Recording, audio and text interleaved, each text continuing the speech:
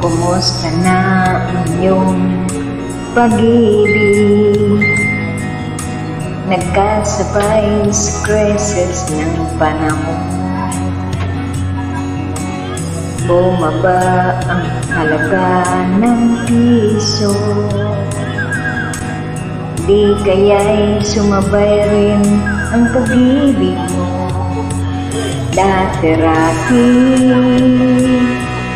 madalas mo akong tawagan, madalas mo akong i-text kahit saan. Ngayon'y hindi na.